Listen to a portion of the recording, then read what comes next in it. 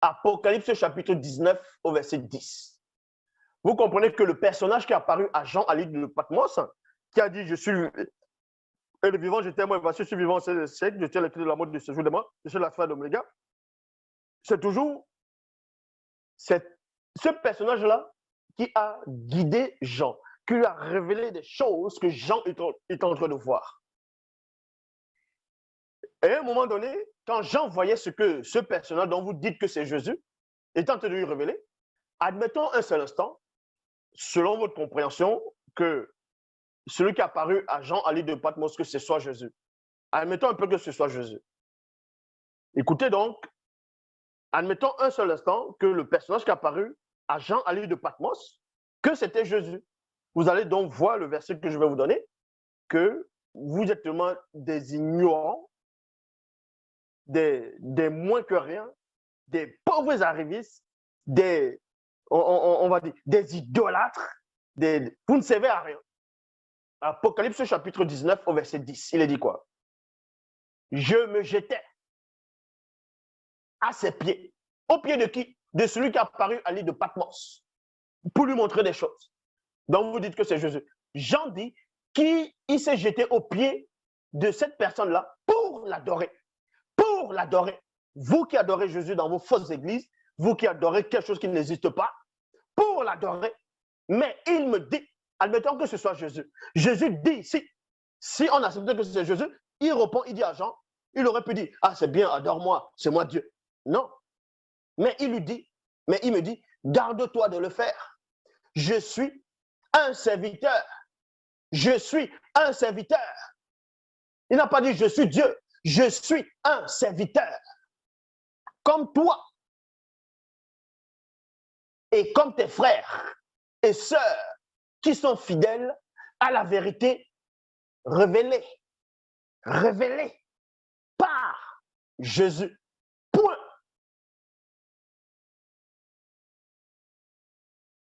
Donc le personnage montre ici qu'il n'est pas Jésus. Ce n'est pas Jésus qui est apparu à Jean à l'île de Patmos. C'était un ange. C'est pour ça que si c'était soi-disant votre Jésus et que vous dites qu'il est Dieu lui-même, il allait accepter que les anges l'adorent, que Jean l'adore. Mais il dit, il ne fait pas ça. Là, il n'était pas sous la forme humaine, ou encore de la forme humaine, il n'était pas sous la forme de la chair de quelqu'un qui peut mourir. Il était dans la pleine divinité. Donc, Jean aurait pu l'adorer. Mais il dit à Jean, ne le fais pas.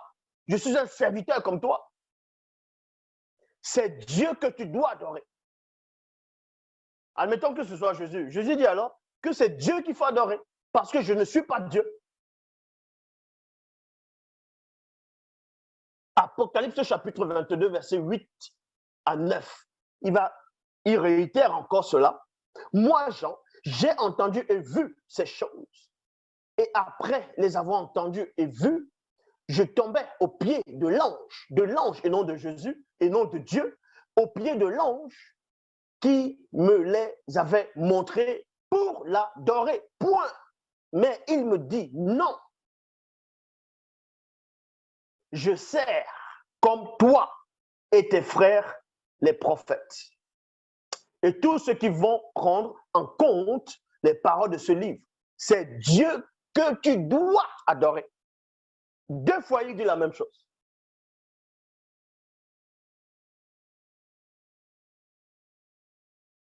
Deux fois, il dit la même chose. Donc, si pour vous, le personnage qui apparaît à Jean à l'île de Patmos, c'est Jésus, waouh, Jésus vient de vous coincer alors en disant, il ne faut même pas l'adorer. Hein. C'est Dieu qu'il faut adorer. Parce que Dieu, on ne peut le voir.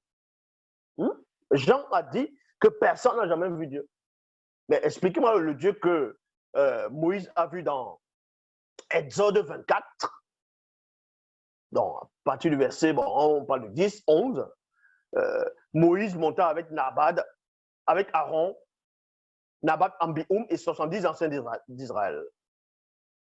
Ils virent le Dieu d'Israël, sous ses pieds, était comme du saphir, était comme c'était transparent. Et dans Exode 33, Dieu dit encore à Moïse, aucun homme ne peut me voir et vivre. Mais il oublie que Moïse l'avait vu dans Exode 24. Et Isaïe chapitre 6, verset 1. le jour de la mort du roi Osias, je vis Yahvé Adonai Jéhovah Elohim assis sur son trône et les pans de sa robe remplissaient le temple. Vous êtes que dans la confusion, dans la bouillie. Apocalypse chapitre 22, verset 16, il est dit, moi, Jésus, virgule, j'ai envoyé mon ange pour vous révéler tout cela dans les églises. Donc,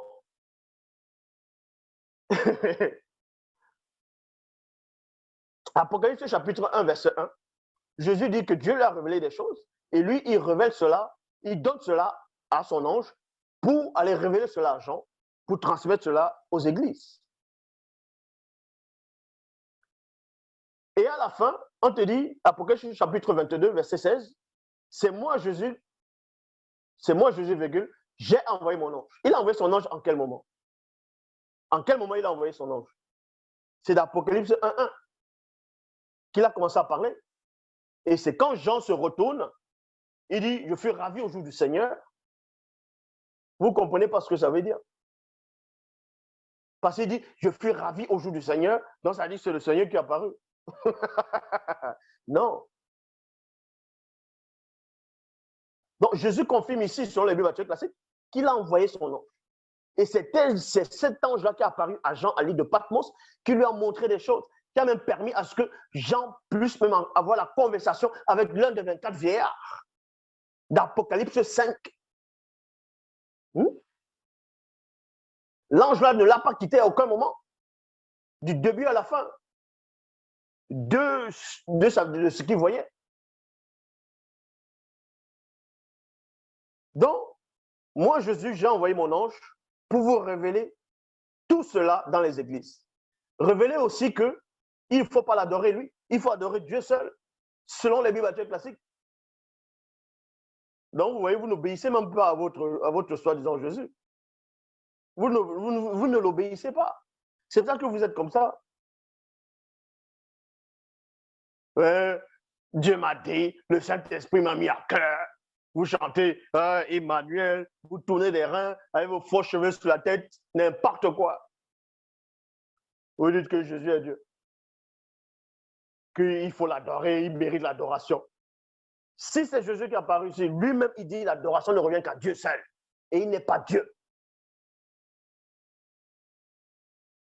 Vous pouvez prendre allez vous rassurer dans les livres comme les Colossiens. Il est l'image du Dieu invisible, le premier de toute la création. Car Dieu a voulu que toute plénitude habite en lui. Les patati, les patata. Quand Moïse conduisait le peuple, n'est-ce pas Dieu qui disait qu'il va envoyer son ange pour les aider à traverser le chemin? Et il dit à Moïse, garde-toi d'aller à gauche ni à droite, car mon ange, ma divinité est en lui. Ma divinité est en lui. Dans plusieurs versions, on dit ma divinité, dans deux versions, ma gloire ou mon nom réside en lui. Et vous venez écrire des torchons, Dieu a voulu que toute la plénitude de la divinité réside en lui. La plénitude de la divinité résidait aussi dans l'ange qui accompagnait Moïse pour la terre promise. Dans l'ange là, c'était Jésus. N'importe quoi. Vous venez lire des choses, vous savez, non seulement vous ne savez pas lire, et vous voulez encore lire des choses qui ne sont même pas à votre portée. Le seul enseignant est en face de vous, que ça vous plaise ou pas. Est-ce que vous comprenez? Vous pouvez sortir toutes sortes d'accusations, calomnies, mensonges. Je suis pur, je suis saint. Est-ce que vous comprenez? Je suis saint, je n'ai rien à me reprocher. Est-ce que vous comprenez? J'avais dit une fois à l'époque, où il dit que il y a le livre de vie de l'agneau dans le ciel. Admettons qu'il y a votre livre de vie là. Mon nom est sur la première page. Est-ce que vous comprenez? Si votre soi-disant vous dites, Dieu va venir chercher les saints, il va venir chercher les hommes qui ont le cœur pur, l'enlèvement sonne là. La trompette sonne, je serai le premier à monter. Est-ce que vous comprenez? Le premier à monter. Mais toutes vos choses là, ce sont des torchons. Attendez toujours le personnage qui n'existe pas. J'ai même pas eu à prendre Bible. J'ai même pas eu à prendre Bible. Maintenant, les gens ont dit, oui, mais pourquoi tu parles de Jésus alors que tu dis que Jésus n'existe pas? Mais je vous montre par là que vous ne savez rien dans vos propres histoires qui ont été écrites au Moyen-Âge, vos propres torchons.